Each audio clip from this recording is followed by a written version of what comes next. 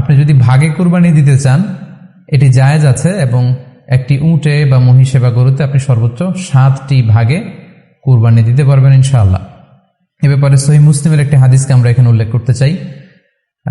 সাইয়েদনা জাবের রাদিয়াল্লাহু তাআলা আনহু থেকে বর্ণিত, তিনি বলেন, ক্বালা হাজাজনা মা রাসূলিল্লাহি সাল্লাল্লাহু আলাইহি ওয়াসাল্লাম, আমরা আল্লাহ রাসূল সাল্লাল্লাহু আলাইহি ওয়াসাল্লামের সাথে হজ করেছি। ফানাহারনাল বাঈরা আন সাবআ, সেখানে আমরা উট কুরবানি দিয়েছি 7 জনের পক্ষ থেকে। ওয়াল বাকারাতা আন সাবআ, আর আমরা সেখানে গরু কুরবানি দিয়েছি 7 জনের পক্ষ থেকে। খুব সুস্পষ্ট, একটি উটে ওনারা 7 জন অংশগ্রহণ করতেন, একটি গরুতে 7 জন অংশগ্রহণ করতেন।